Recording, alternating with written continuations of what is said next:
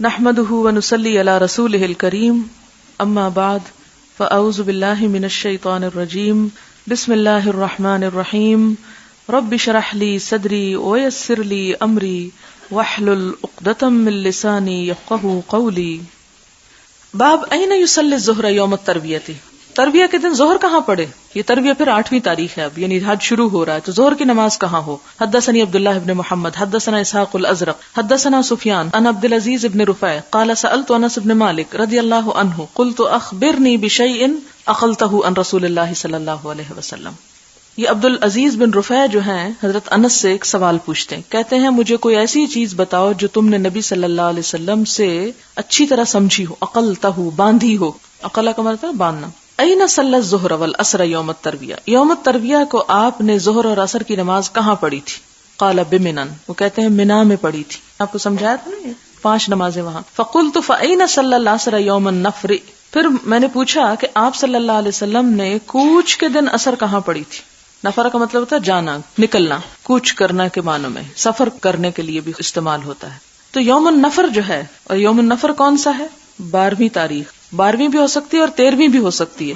قرآن کی وہ آیت یاد کر لیں، من تعجل فی یومین فلا اثم علیہ ومن تأخر. تو تعجل کیا ہے؟ 11 اور 12، اور تأخر کیا ہے؟ آگے 13 بھی. تو یوم النفر کہتے ہیں اس دن کو جب حج ختم ہو جائے اور انسان واپسی کا ارادہ کرے. تو اس دن عصر کہاں پڑی تھی؟ کنکریاں کب مارتے ہیں؟ زوال کے بعد مار. صرف یوم النہر کو صبح صبح ہوتی ہیں، زوال سے پہلے. 11 اور 12 جو منا کے دن ہیں، ایام تشریق ہیں، کنکریاں مارنے کے دن ہیں، ان میں زوال کے بعد کنکریاں مارنا ہے. تو زوال کے بعد کنکریاں مار کے کیا حضور صلی اللہ علیہ وسلم منا سے روانہ ہو گئے تھے یا عصر تک وہاں رہے؟ تو انہوں نے سوال کیا کہ عصر کب پڑھی تھی آپ نے یا کہاں پڑھی تھی؟ قالا، تو انہوں نے کہا بالابتح، ابتح میں پڑھی تھی. ثم قالا افعل کما یفعل امراؤک، پھر کہنے لگے لیکن تم وہی کرو جو تمہارے حاکم کر رہے ہیں، یعنی آج کے لوگ جو کر رہے ہیں وہی کرو. اور اس بات میں بھی بڑی حکمت ہے کہ جو کر رہے ہیں وہی کرو، اپنے حاکموں کی پیروی کرو. مراد اس سے یہ کہ آپ صلی اللہ علیہ وسلم نے جو کچھ کیا وہ کرنا افضل ہے، لیکن اگر کسی خاص مجبوری کی وجہ سے کوئی دوسرا طریقہ اختیار کرنا پڑے اور ایسی سنت کی جو غیر مؤکدہ ہے اس کی پیروی نہ ہو سکے تو گناہ کی بات نہیں، کرنا افضل ہے، نہ کرنا گناہ نہیں. وجہ وہ حاکموں کی بات کیوں کی؟ اس لیے کہ ایک مسلمانوں کی اجتماعیت سے جو خروج ہے، بغاوت ہے، اور دوسرے رستے اختیار کرنا جو ہے، اس سے مسلمانوں میں افراتفری پھیلتی ہے. اس افراتفری سے بہتر ہے کہ اس سنت کی پیروی جو کہ لازم نہیں ہے نہ کی جائے. دوسری بات یہ کہ آج کے دور میں بھی آپ دیکھیں کہ اتنا بڑا اجتماع ہوتا ہے حج کا کہ اگر آپ واقعی ہر سنت کی پیروی کرنا چاہیں آپ کر نہیں سکتے، خواہ آپ کتنی بھی خواہش کیوں نہ کریں. کیونکہ میں نے خود جب پہلی دفعہ حج کیا تو اتنا علم نہیں تھا کہ ہر موقع پہ کیا کرنا ہے، کیونکہ وقت نہیں تھا، میں کسی اور کام میں مصروف تھی. بس حج کر لیا. پی ایچ ڈی کے لیے میں یونیورسٹی روز جاتی تھی، مختلف لائبریریوں میں گھومتی پھرتی. انہی دنوں میں حج کا موسم آ گیا تو ہم نے سوچا حج بھی کر لیتے ہیں. اور وہ حج ایسا تھا کہ ایک طرح سے مینٹلی پریپیئرڈ نہیں تھے ہم حج کرنے کے لیے. کہتے نا ایک آپ گھر سے جاتے ہیں، تیاری کرتے ہیں، کتابیں پڑھتے ہیں، ہوم ورک کر کے آپ جاتے ہیں، لیکن وہ اس طرح نہیں تھا. اس لیے مجھے ہمیشہ لگا کہ جیسے وہ فرض حج تھا، یعنی ایک طرح سے پہلا حج فرض ہی کی نیت سے انسان کرتا ہے تو تسلی نہیں. خیر دوبارہ جب جانا ہوا یہاں سے، پھر پاکستان سے باقاعدہ تیاری کر کے اور پروگرام بنا کر گئے. تو میں نے ایک کتاب تھی جس مسنون حج کی، اور حضرت جابر کی ایک حدیث ہے، کافی طویل آتی ہے، اور اس حدیث کا اگر ترجمہ کر لیا جائے تو انہوں نے حضور صلی اللہ علیہ وسلم کے حج کے ہر سٹیپ کو بہت اچھی طرح واضح کیا ہے. اب اس کے مطابق وہ میں نے پکڑ لی اور اس میں سے ایک ایک چیز دیکھتی تھی، اچھا آپ نے کیا کیا، یہ کرنا ہے، یہ کرنا ہے، یہ کرنا ہے. لیکن بعض چیزیں بالکل بیونڈ کنٹرول تھیں، اس لیے کہ جب سب لوگ جا رہے ہیں تو آپ اکیلے وہاں کیسے کھڑے رہ سکتے ہیں کہ میں سنت کی پیروی میں یہاں، جیسے عبداللہ بن عمر کرتے تھے کہ جہاں سے وہ سواری گزری وہ چاہے لمبا راستہ ادھر سے گزار کے جانی ہے، آپ تو نہیں کر سکتے. اس لیے کہ خصوصاً اگر آپ عورت ہوں آپ نہیں کر سکتے. اب ایسے میں اکڑ کے کھڑے نہیں ہو جانا چاہیے کہ ہم سنت کی پیروی کر رہے ہیں، آپ جاتے ہیں تو جائیں. آپ کیسے کر سکتی ہیں ایسی پیروی؟ تو اس صورت میں جو چیزیں فرض، اسی لیے آپ دیکھیں کہ حج کا ہر رکن فرض نہیں ہے. مثلا منا میں کنکریاں مارنا فرض کے درجے میں نہیں آتا. لازم ہے نہ ماریں گے، دم دینا ہوگا، لیکن فرض نہیں ہے. فرض 2 ہی چیزیں بڑی سی رکھی ہیں، ایک عرفہ اور ایک طواف. اب باقی چیزیں کچھ ہیں جو واجب کے درجے میں آتی ہیں، سنت مؤکدہ کے درجے میں آتی ہیں. کچھ چیزیں ہیں جن کو کرنا بہت اچھا ہے، آپ صلی اللہ علیہ وسلم کا اتباع ہے، موقع ہو تو ضرور کیجئے. لیکن اگر نہ کر سکیں تو ملال تو آنا ہی چاہیے کہ کاش وہ کر لیتے، لیکن نہ کر سکے تو اس پر ہنگامہ برپا نہ کرے، اور یہ نہ سمجھے کہ آپ کا حج ہوا نہیں، کیونکہ جب ہم ہر چیز کو فرض کی لائن میں لے آتے ہیں تو اس سے پھر سختی پیدا ہو جاتی ہے اور بہت مشکلات پیدا ہو جاتی ہیں. آگے بھی آپ کچھ احادیث پڑھیں گے.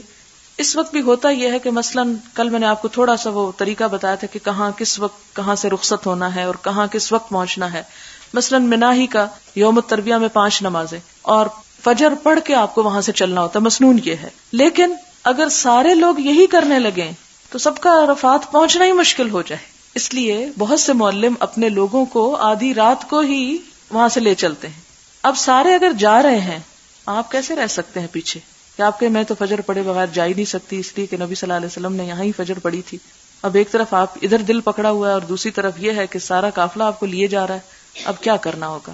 اب کیا کریں؟ وہی کریں جو لوگ کر رہے ہیں، کیونکہ بڑی تکلیف سے بچانے کے لیے اگر ایک سنت چھوڑنی پڑ جائے تو کوئی حرج نہیں. اور سنت بھی وہ نہیں کہ جو اس درجے میں آتی ہو کہ جس کو چھوڑنا گناہ ہے، اس درجے میں آتی کہ جس کو کرنا بہترین ہے، لیکن نہ کرنے میں یا کسی بڑی مصلحت کے لیے نہ کرنے میں حرج نہیں ہے. ٹھیک ہے.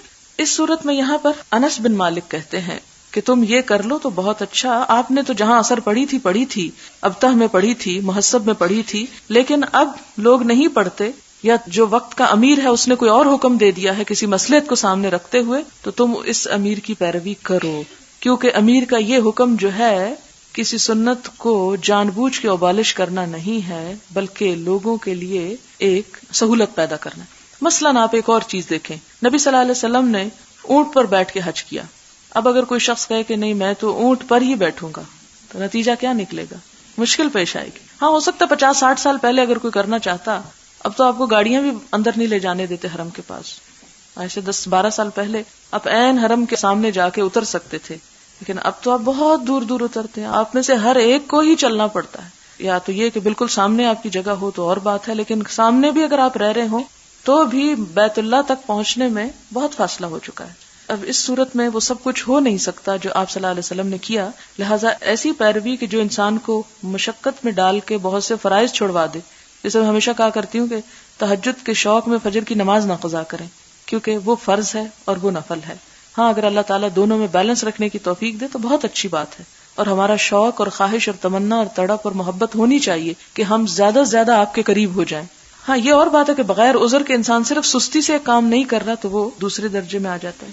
حدثنا علی سمع ابا بکر بن عیاش حدثنا عبد العزیز لقیت انسا وحدثني اسماعیل بن ابان حدثنا ابو بکر عن عبد العزیز قال خرجت الى منى يوم الترویہ فلقیت انسا رضی اللہ عنہ ذاهبا على حمار. یہ عبد العزیز کہتے ہیں، یہ جو اوپر والے ہیں وہی، کہ میں منا کی طرف گیا کب؟ یوم الترویہ کو.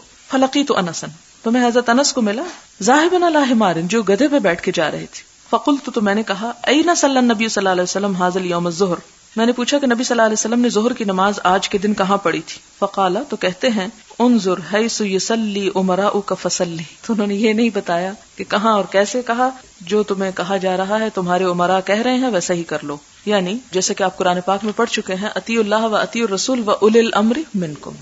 اور شاید اسی لیے اللہ تعالیٰ نے اپنے بعد رسول اللہ صلی اللہ علیہ وسلم کے بعد ان کے لیے بھی حکم دیا، کیونکہ بعض اوقات کسی بھی مصلحت کے لیے اور لوگوں کو ایک ڈسپلن کا پابند کرنے کے لیے کچھ چیزوں کو خواہ وہ افضل کے درجے میں ہی کیوں نہ آتی ہوں، ایک اور فضیلت اور ایک اور بھلائی کے لیے ان کو تھوڑی دیر کے لیے پیچھے کرنا پڑتا. اور ایسا کرنا نعوذ باللہ کوئی آپ صلی اللہ علیہ وسلم کے ساتھ زیادتی کرنا نہیں ہے، بلکہ عام مصلحت کے لیے. ہاں اگر وہ بغیر کسی عذر اور بغیر کسی وجہ کے اپنی بات کو بڑا بنانے کے لیے کریں تو پھر نہیں مانی جا سکتی بات. مثال کے طور پہ آپ نے وہ عید الفطر کے موقع پر خطبے کی بات پڑھی کہ آپ صلی اللہ علیہ وسلم کا طریقہ کیا تھا کہ پہلے نماز ہوتی پھر خطبہ ہوتا. مروان نے کیا کیا؟ اس کے الٹ کیا.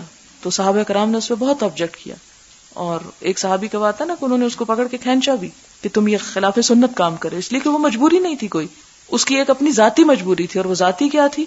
اس کو ڈر یہ تھا کہ لوگ نماز پڑھ کے سب چلے جائیں گے اور میری بات کوئی نہیں سنے گا، تو پہلے ہی سنا دینا چاہتا تھا. تو ایسی صورت میں اس میں یہ ہے کہ پھر وہ منکر میں ایک چیز آ جائے گی، اس کو روکنا چاہیے. لیکن اگر کسی ایسی مصلحت کے تحت وہ ایک کام کر رہا ہے جس میں سب کا بھلا اور فائدہ ہے اور اس کے اپنے خاص کسی مفاد کی پروٹیکشن نہیں ہو رہی، تو اس صورت میں دوسری بات ہے. باب الصلاۃ بمنا، منا میں نماز پڑھنا. حدثنا ابراہیم بن المنذر حدثنا ابن وهب اخبرني يونس عن ابن شهاب قال اخبرني عبید اللہ بن عبد اللہ بن عمر عن ابی قال صلی رسول اللہ صلی اللہ علیہ وسلم بمنا رکعتین و ابو بکر و عمر و عثمان صدرا من خلافته، کہ نبی صلی اللہ علیہ وسلم نے منا میں نماز پڑھی کتنی؟ 2 رکعتیں، یعنی قصر پڑھی، اور ابو بکر نے بھی، اور عمر نے بھی، اور عثمان رضی اللہ تعالی عنہ نے بھی صدرا من خلافتی، اپنی خلافت کا ایک حصہ. اور اس کے بعد انہوں نے جب پوری پڑھنی شروع کی تو دوسرے صحابہ نے اس پر اعتراض کیا اور ان کا یہ فعل جو تھا وہ خلاف سنت سمجھا. لیکن ان کے بارے میں یہ آتا ہے کہ انہوں نے اپنی رائے اس لیے بدلی تھی کہ انہوں نے کہا کہ میں نے مکہ میں شادی کر لی ہے، کچھ اس طرح کی بات بھی آتی ہے ایک اور روایت میں. لیکن باقی لوگ جتنے بھی حج کرنے کے لیے جاتے ہیں ان کے لیے مسنون یہی ہے. حدثنا آدم حدثنا شعبہ عن ابی اسحاق الحمدانی عن حارث بن وہب الخزاعی رضی اللہ عنہ قال صلی بنا النبی صلی اللہ علیہ وسلم ونحن اکثر ما كنا قط وآمنه بمنن رکعتین. یہاں ایک اور صحابی ہیں، اوپر عمر ہیں اور یہاں پر حارثہ بن وہب ہیں کہ نبی صلی اللہ علیہ وسلم نے ہم کو نماز پڑھائی ونحن اکثر ما كنا، اور اس وقت ہم اپنی اکثریت میں تھے. اکثریت سے مراد یہاں کیا؟ ظاہر حجۃ الوداع کے موقع پر سب سے بڑا ہجوم تھا ایک جگہ پر. ما كنا قط یعنی اس سے پہلے کبھی ہم اتنی کثرت سے جمع نہیں ہوئے تھے. وآمنه اور اتنے امن میں بھی کبھی نہیں ہوئے تھے. بمنن منا کے مقام پر، یعنی کہنا یہ چاہتے ہیں کہ ہم بہت زیادہ ہونے کے باوجود بہت امن میں بھی تھے، کیونکہ آپ کے ساتھ تھے شہر حرام، مہینہ حرام، اور ویسے احرام پہنے ہوئے تھے سب لوگ. اور وہاں پر انہوں نے کیا کیا؟ صلی بمنن رکعتین، 2 رکعت نماز ادا کی. حدثنا قبیصۃ بن عقبہ حدثنا سفیان عن الاعمش عن ابراہیم عن عبد الرحمن بن یزید عن عبد اللہ رضی اللہ عنہ قال صلیت مع النبی صلی اللہ علیہ وسلم رکعتین. اب ایک تیسرے صحابی ہیں، یہ عبداللہ بن مسعود ہیں، کہ میں نے نماز پڑھی نبی صلی اللہ علیہ وسلم کے ساتھ رکعتین، 2 رکعتیں، وما ابی بکر رکعتین وما عمر رکعتین ثم تفرقت بکم الطرق، اس کے بعد تمہارے رستے جدا ہو گئے. فیا لیت حظی، یہ ایک انداز ہے بات کرنے کا کہ اے کاش کہ میری قسمت ہوتی، من 4 رکعتانی، 4 رکعتوں سے بڑھ کر متقبلتانی، 2 ایسی رکعتیں جو قبول ہو جائیں. یعنی کہ کاش میں سنت ہی کی پیروی کرتا، یا سنت ہی کی پیروی کو افضل سمجھتا ہوں کہ وہ زیادہ قبولیت کا درجہ رکھتی ہے بنسبت اس کے کہ کسی اور کے طریقے کی پیروی کروں. اصل میں ہوتا یہ ہے کہ جب ایک امیر کوئی کام کرتا ہے تو باقی لوگ آنکھیں بند کر کے اس کے پیچھے چل پڑتے ہیں. چونکہ حضرت عثمان نے کیا، ان کو دیکھا دیکھی باقی لوگ بھی ایسے کرنے لگے. حضرت عثمان کی ہو سکتا ہے ایک ریزن ہو، لیکن باقی لوگ تو یہ نہیں جانتے کہ کوئی کس ریزن سے ایک کام کر رہا ہے، جس کی وجہ سے لوگوں کے اندر ایک اختلاف پیدا ہو گیا. اب اس میں آپ دیکھیں کہ 4 پارے کے شروع میں آپ نے پڑھا ہوگا کہ کل الطعام کان حل لبنی اسرائیل الا ما حرم اسرائیل علی نفسی، کہ تمام کھانے بنی اسرائیل پہ حلال تھے مگر جو حضرت یعقوب نے اپنے لیے حرام قرار دیا. اب انہوں نے جب ایک چیز کو اپنے لیے ممنوع قرار دیا، اور کہتے ہیں کہ ان کو ارک النساء کی بیماری تھی، انہوں نے کہا میں اونٹ کا گوشت نہیں کھاؤں گا کیونکہ ان کو تکلیف دیتا تھا. ان کی ایک ذاتی ریزن کی وجہ سے کیا ہوا کہ بنی اسرائیل اللہ کی ایک حلال نعمت کو حرام سمجھنے لگے. اسی لیے سورۃ التحریم میں ہم دیکھتے ہیں کہ حضور صلی اللہ علیہ وسلم کو کیا خطاب ہے؟ یا ایھا النبی لما تحرم ما احل اللہ لک، کہ اللہ تعالیٰ نے آپ کے لیے جو چیزیں حلال کی ہیں ان کو آپ کیوں حرام ٹھہراتے ہیں؟ کیونکہ آپ صلی اللہ علیہ وسلم اگر ایک جائز چیز کو، کہا جاتا ہے وہ شہد تھا یا جو بھی جائز چیز کو، اگر اپنی کسی ذاتی پسند یا ناپسند کی وجہ سے بھی نہیں استعمال کر رہے اور اس کے استعمال میں کراہت محسوس کر رہے ہیں، تو اس کا نتیجہ کیا نکلتا؟ ساری امت اس نعمت کو اپنے لیے حرام کر لیتی. تو اس لیے کہتے ہیں نا کہ اگر ایک عام شخص پھسلتا ہے تو وہ خود ہی پھسلتا ہے، لیکن جب ایک لیڈر پھسلتا ہے تو پوری قوم پھسلتی ہے، اور اس سے پھر مسلمانوں کے اندر اختلاف پیدا ہو جاتا ہے، تفرقہ پیدا ہوتا ہے. آپ دیکھیں نا کہ جب ایک ڈرائیور ایکسیڈنٹ کرتا ہے کیا ہوتا ہے نتیجہ؟ جتنے لوگ پیچھے بیٹھے ہوتے ہیں سب سفر کرتے ہیں. تو گاڑی میں باقی لوگ جو ہیں وہ بھی الرٹ ہو کے بیٹھتے ہیں اور سامنے دیکھتے رہتے ہیں ادھر ادھر کہ ٹھیک ڈرائیو کر رہا ہے، اور اکثر لوگ ساتھ ساتھ کمنٹ پاس کرتے رہتے او ہو ادھر نہیں ادھر. لیکن یہ ہے کہ ان کا اتنا کانشیس ہونا ضروری نہیں ہوتا جتنا ڈرائیور کا کانشیس ہونا ضروری ہے. سب سو بھی جائیں تو اسے نہیں سونا چاہیے، کیونکہ وہ سو گیا تو سب برباد ہو جائیں گے. باب صوم یوم عرفہ، عرفات کے دن روزہ رکھنا. صحیح مسلم کی ایک روایت ہے کہ عرفہ کے دن روزہ جو ہے وہ 2 سال کے گناہوں کی معافی کا سبب ہے. حاجی نہیں رکھیں گے یہ روزہ، لیکن جو گھروں میں رہنے والے ہیں وہ رکھ سکتے ہیں.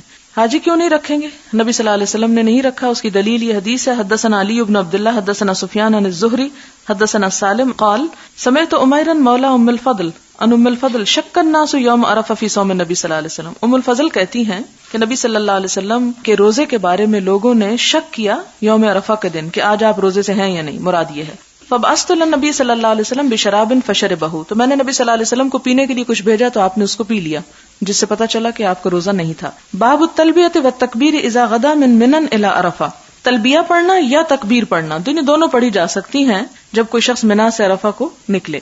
حدثنا عبداللہ بن یوسف اخبرنا مالک ان محمد بن ابی بکر الثقفی انہ سأل انس بن مالک رضی اللہ عنہ وہما غادیان من منن الی عرفہ، کہ دونوں جا رہے تھے منا سے عرفہ کی طرف۔ کیف کنتم تصنعون فی ھذا اليوم مع رسول اللہ صلی اللہ علیہ وسلم، یہ پوچھنے والے کون ہیں؟ محمد بن ابی بکر۔ کس سے پوچھتے ہیں؟ انس بن مالک سے۔ کیا پوچھتے ہیں؟ کیف کنتم تصنعون فی ھذا اليوم، کہ اس روز تم لوگ کیا کرتے تھے نبی صلی اللہ علیہ وسلم کے ساتھ؟ فقال، تو وہ کہتے ہیں کان یحل منا المحل فلا ينکر علیہ، تو ہم میں سے کوئی شخص تلبیہ پڑھتا، محل یعنی محل کہتے ہیں اصل میں بلند آواز سے پڑھنا، اور خصوصاً جب احرام کی حالت میں انسان پڑھے تو اس سے مراد تلبیہ ہوتی ہے۔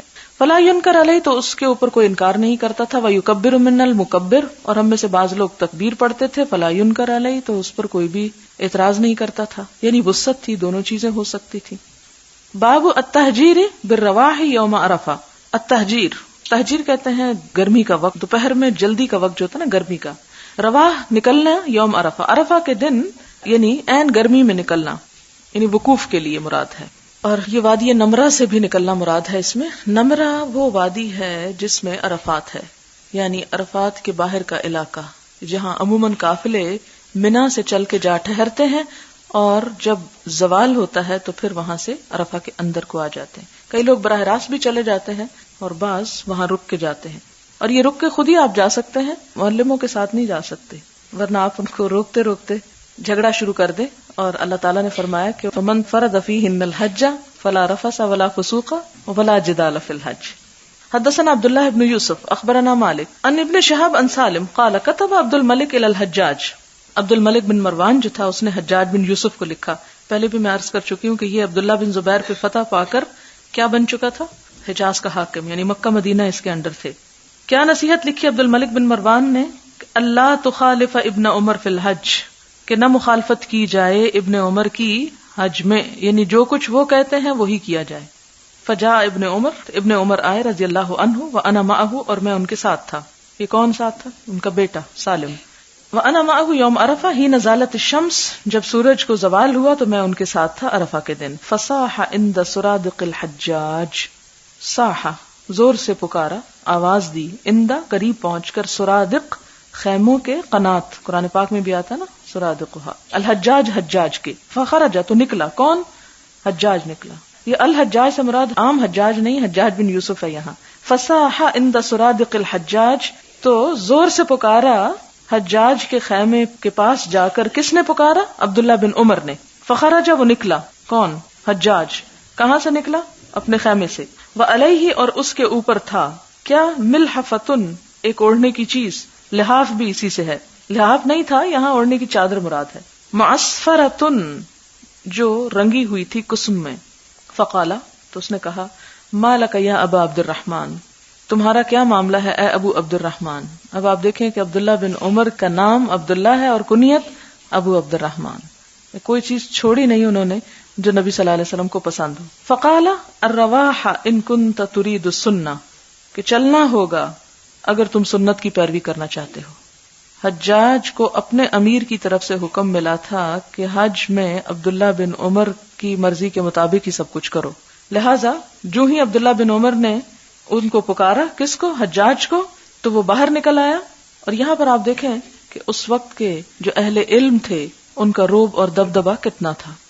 حالانکہ ہم دیکھتے ہیں کہ حضرت عمر اگرچہ بہت بڑے خلیفہ تھے اور سیاست کے میدان میں بہت آگے تھے، لیکن اس کے باوجود ان کے بیٹے نے ساری زندگی اس چیز سے کوئی سروکار نہیں رکھا اور صرف علم کی خدمت میں مصروف رہے۔ یعنی ہر شخص ہر میدان کا اہل بھی نہیں ہو سکتا اور اس کو ہر میدان میں گھسنا بھی نہیں چاہیے۔ ہو سکتا ہے جو اہل سیاست ہو وہ علم کے میدان میں بہتر نہ ہو، اور جو اہل علم ہو وہ اس میدان میں بہتر نہ ہو، اور یہ دونوں چیزیں الگ الگ نظر آتی ہیں۔ یہ کوئی فرض نہیں ہے کہ دونوں چیزوں کو کمبائن کر دیا جائے۔ اگر کہا جاتا نا کہ جدا ہو دین سیاست سے تو رہ جاتی ہے چنگیزی، اس کا یہ معنی نہیں ہے کہ ہر شخص ہی سیاست میں ضرور حصہ لے، یعنی اس کا مطلب یہ ہے کہ سیاست دین کے اصولوں کے مطابق ہو، یہ اصل معنی ہے۔ یعنی سیاست میں خود ساختہ جھوٹ اور فریب جو ہیں ان کی اجازت نہیں ہے، یا یہ سمجھنا کہ سیاست کرتے وقت خدا، رسول، آخرت اور کسی بھی چیز کا خوف نہ کیا جائے، تو اس کا یہ معنی نہیں ہے. لیکن اس کا یہ مطلب نہیں ہے کہ وہ ہر ایک کے اوپر فرض کا درجہ رکھتی کہ ہر شخص اس میں ملوث ہو. اگر کوئی شخص اس سے بچ کر کسی اور فیلڈ میں کام کرنا چاہتا ہے تو کر سکتا ہے.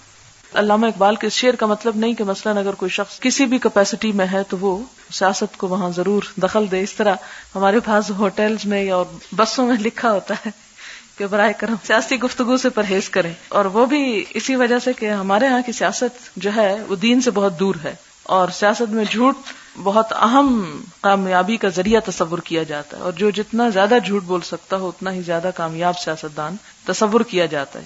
ہو سکتا ہے یا نہیں لیکن مانا جاتا ہے. وہ اس سے دلیل لیتے ہیں جی جنگ میں جھوٹ اور دھوکہ سب جائز ہے تو یہاں بھی جائز ہے. بہرحال اس وقت میرا موضوع یہ نہیں ہے. میں یہاں تھوڑی سی ایک جھلک آپ کو یہ دکھانا چاہتی تھی کہ ہمارے یہاں یہ تصور بہت عام ہو گیا ہے کہ ہر وہ شخص جو دیندار ہو اسے سیاست میں ضرور آنا چاہیے، یا جو اہل علم ہے ان کا علم مکمل نہیں جب تک کہ وہ سیاست کے میدان میں نہ اتریں، جبکہ یہ فرض نہیں. عبداللہ بن عمر کا طرز عمل آپ کے سامنے ہے کہ انہوں نے اپنے آپ کو اس سے بچا کر رکھا، اس لیے کہ جب اہلیت نہیں ہوتی اور انسان وہ کام کرنا شروع کر دیتا تو بعض اوقات فائدے کی بجائے خرابیاں سامنے آتی ہیں. اور ایک وقت میں ایک شخص کے پاس اتنی صلاحیتیں بہت کم لوگوں کے پاس ہوتی ہیں کہ وہ ایک طرف دین میں بھی بہت اچھے ہوں، علم میں بہت اعلیٰ درجے کا مقام رکھتے ہیں، اور ساتھ پھر وہ سیاسی امور پر بھی بہت بصیرت رکھتے ہوں. ہر شخص کے بس کی بات یہ نہیں ہوتی، اور خصوصاً علم تو ویسے بھی صبر مانگتا ہے اور اس کی اپنے تقاضے ہوتے ہیں اور اس کی اپنی ضروریات ہوتی ہیں. تو یہاں پر کیا کرتے ہیں عبداللہ بن عمر آ کے حجاج کو پکارتے ہیں اور زور سے پکارتے ہیں، ادب احترام سے نہیں، صاحا ما لک یا ابا عبد الرحمن فقال الرواح ان كنت تريد السنہ. کہتے ہیں سنت یہ ہے کہ اس وقت چل نکلو. قال هذه الساعة، حجاج کہنے لگا اس وقت یعنی اتنی تپتی دوپہر کو. قال نعم، حضرت عبداللہ بن عمر کیا کہتے ہیں؟ جی ہاں. قال فانظرنی حتی افید علی رأسی، تو کہتے ہیں مجھے ذرا مہلت دو کہ میں اپنے سر پہ کچھ پانی ڈال لوں، انڈیل لوں. ثم اخرج، یہ آپ نے پڑھا، افیدوا علینا من الماء، وہ جہنم والے جنت والوں سے کیا کہیں گے؟ کوئی پانی ڈالو ہماری طرف. ثم اخرج، پھر میں نکلوں گا. فنزل حتی خرج الحجاج، تو حضرت عبداللہ اتنی دیر میں سواری سے نیچے اتر آئے. تھوڑا انتظار ان کو کرنا پڑا، تو انتظار کیا. پھر کیا ہوا؟ خرج الحجاج، حجاج نکلا. فسار بینی و بین ابی، تو میرے اور میرے باپ کے درمیان آ گیا. میرے کون ہے؟ یہ سالم جو عبداللہ بن عمر کے بیٹے تھے. کہتے ہیں کہ میرے اور میرے باپ کے درمیان حجاج آ گیا. فقلت، تو میں نے کہا، ان کنت ترید السنہ، اگر تم سنت کا ارادہ رکھتے ہو، فاقصر الخطبۃ وعجل الوقوف، تو خطبہ پھر کم دینا، خطبہ چھوٹا دینا. یعنی یوں محسوس ہوتا ہے کہ حجاج نے ان سے ریکویسٹ کی تھی کہ مجھے تم گائیڈ کرو کہ سنت کے مطابق کس طرح میں لوگوں کو حج کرواؤں. تو اب وہ بار بار یہی بات آ رہی کہ ان کنت ترید السنہ، تو ایسا کرنا اور ایسا کرنا. یہ اس کو باپ بیٹا جو ہیں تعلیم دے رہے ہیں حجاج کو. کیا ہے یہاں؟ فقصر الخطبہ، خطبہ چھوٹا دینا، وعجل الوقوف، اور وقوف کو جلدی کرنا. فجعل ينظر الى عبداللہ، تو حجاج عبداللہ بن عمر کو دیکھنے لگا یہ بیٹے نے کیا کہا ہے. فلما رأى ذلك عبداللہ، تو عبداللہ بن عمر نے جب یہ دیکھا، قال صدق، تو کہا کہ سچ کہا ہے، یعنی سالم نے درست کہا ہے کہ وقوف عرفہ کی اصل نیکی وقوف ہے، زیادہ سے زیادہ وہاں قیام کر کے دعائیں مانگنا، اللہ کے حضور عاجزی اور زاری کرنا، باقی کام چھوٹے کرنا. اور حتیٰ کہ یہاں تک ہے نا کہ نمازیں بھی قصر ہیں، نمازیں بھی دونوں اکٹھی پڑھ کے اور خطبہ جلدی کر کے اس کے بعد کیا کیا جائے؟ کھڑے ہونے والی بات کی جائے. لیکن لوگ عموماً اس چیز کا اتنا اہتمام نہیں کرتے اور سو جاتے ہیں، کیونکہ تھکے ہوئے ہوتے ہیں رات بھر کے. مینا میں کوئی پراپرلی سو نہیں سکتا ان خیموں میں، اس لیے یہاں پر آ کر پھر نڈھال ہو جاتے ہیں. اور وہیں آ کے محسوس ہوتا ہے کہ واقعی حج ایک جہاد ہے، اس سے کم نہیں ہے، کیونکہ کوئی بھی چیز اپنی مرضی کے مطابق نہیں ہوتی. نہ کھانا، نہ پینا، نہ آرام، وضو کے لیے، نہانے کے لیے، ہر چیز کے لیے ایک افراتفری کا عالم ہوتا ہے. اور ایک دو دن نہیں، مسلسل 4-5 دن اس میں آ جاتے ہیں. یہاں ایک اور بات بھی تھوڑی سی غور کے قابل ہے، اور وہ یہ کہ حجاج جب خیمے سے نکلا تو اس نے رنگا ہوا لباس پہنا ہوا تھا. معصفرہ کا لفظ پڑھا نا آپ نے، آپ کے ذہن میں سوال نہیں آیا کہ انہوں نے روکا کیوں نہیں، اس کو منع کیوں نہیں کیا؟ اسی وقت روک دینا چاہیے تھا نا کہ یہ تم نے کیا کیا. کیونکہ پیچھے حدیث پڑھ چکے، حضرت عبداللہ بن عمر کی روایت ہے جس میں اس کا ذکر آتا ہے کہ مردوں کے لیے احرام میں رنگا ہوا کپڑا یا خصوصاً کسی خوشبو میں رنگا ہوا کپڑا جو ہے پہننا جائز نہیں ہے. لیکن یہاں پر وہ اور باتیں تو اس کو بتا رہے ہیں، یہ نہیں کہہ رہے کہ تم نے یہ غلط کام کیا. کیوں؟ کہ نہیں انل منکر نہیں کرنی چاہیے تھی. یہاں نہیں، بات یہ ہے کہ اس لباس کی جو معصفر والا تھا یہ اجازت نہیں تھی، لیکن مسئلہ یہ ہے کہ اگر آپ ایسے موقع پر نہیں انل منکر شروع کر دیں کہ جس سے آپ کا اپنا حج بھی خطرے میں پڑ جائے تو پرہیز کریں. یعنی اور بہت سے مواقع آئیں گے کہ جس میں آپ یہ تعلیم دے سکتے ہیں، لیکن ایک ایسی چیز کو نہیں چھیڑا گیا کہ جس کی وجہ سے وہاں پر ایک بحث مباحثہ اور ایک اور موضوع چل نکلے. جھگڑا تو ویسے بھی ناپسندیدہ ہے، لیکن خصوصاً حج کے موقع پہ جھگڑے کو لفظ کہہ کے لا جدال، کوئی جھگڑا نہ کرے. اب جھگڑا کب ہوتا ہے؟ جب ایک کچھ کہے تو دوسرا اس سے بڑی بات کرے، وہ اس سے بڑی بات کرے اس سے، اور تنازع اور شدت اختیار کر کے، یعنی پھر وہی ہوتا ہے جو ہمارے ملک میں ہو رہا ہے، قتل و غارت تک بات پہنچ جاتی. اور قتل و غارت برداشت نہ کرنے کی آخری حد ہے کہ اس انسان کو ختم کر دیا جائے جس کی بات اچھی نہیں لگتی. تو اس میں پھر وہی حکمت ضروری ہے. اگر یہ پہلے بھی میں اصول آپ کو بتا چکی ہوں کہ اگر ایک چھوٹی برائی کو ختم کرنے کے نتیجے میں ایک بڑی برائی سامنے آئے تو اس میں نہی عن المنکر پھر ساکت ہو جاتا ہے، کیونکہ منکر کا اصل مقصد کیا ہے کہ آپ منکر کو ختم کریں، نہ کہ اس سے بڑا منکر لے آئیں. مثلاً آپ کے فرش پہ ایک چیز گری ہے، آپ گندا جھاڑو لا کے اسے اٹھا رہے ہیں تو نتیجہ کیا ہوگا؟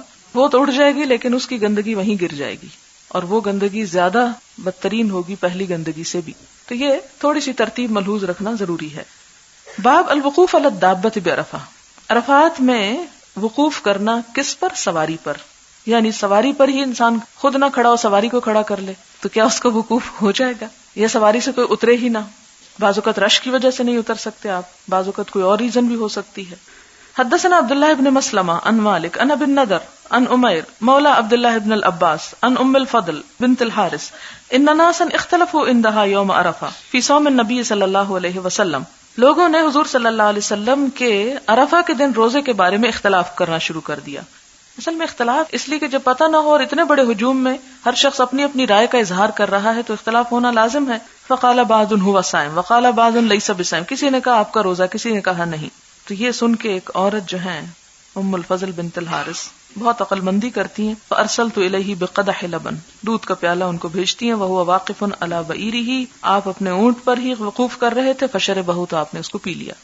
یعنی آپ صلی اللہ علیہ وسلم سواری پر بھی تھے، کیونکہ آپ دیکھیں کہ بعض اوقات عرفات میں آپ جا رہے ہوتے ہیں اور گاڑیاں وہیں بلاک ہو جاتی ہیں، تو اس میں گھبراہٹ اور پریشانی اور بیزاری اور لڑائی جھگڑا اور ڈرائیوروں کو سلواتیں سنوانا اور لوگوں کو برا بھلا کہنا، اس سے بجائے بہتر انسان زبان خاموش رکھے اور جو حالات ہیں ان میں صبر کر کے وہی کرتا چلا جائے. کیونکہ اس کی بھی اجازت یہاں مل رہی ہے کہ نبی صلی اللہ علیہ وسلم اونٹنی پر سوار تھے، اور اونٹنی پر خصوصاً آپ خطبہ دینے کے لیے سوار ہوئے تھے، اونچی جگہ پر جانے کے لیے. اگر اس دن کسی چیز پہ سوار ہونا ممنوع ہوتا تو آپ کسی بھی صورت میں اس پہ نہ چڑھتے، لیکن ہمارا دین ایسا نہیں کہ جس میں ایسی پابندیاں عائد کر دی جائیں کہ جن کے کوئی مصلحت نہیں، اور ضرور یہ کہا جائے کہ نہیں نیچے ہی کھڑا ہونا ہے، اور اگر کسی وجہ سے نہیں کھڑا ہو سکتا تب آپ کہیں جی چونکہ یہ کھڑا نہیں ہوا اس لیے اس کا حج نہیں ہوا. آپ دیکھیں کہ بعض جو لوگ ہوتے ہیں وہ ویل چیئر پر ہوتے ہیں، بعض لوگ اسی طرح کسی اور مجبوری میں ہاسپٹل میں ہی پڑے رہتے ہیں. آپ کو پتا ہے کہ جو لوگ بیمار بھی ہو جاتے ہیں ان کو ایمبولینسز پہ عرفات لایا جاتا ہے کہ ان کا حج ہو جائے، جو خود نہیں آ سکتے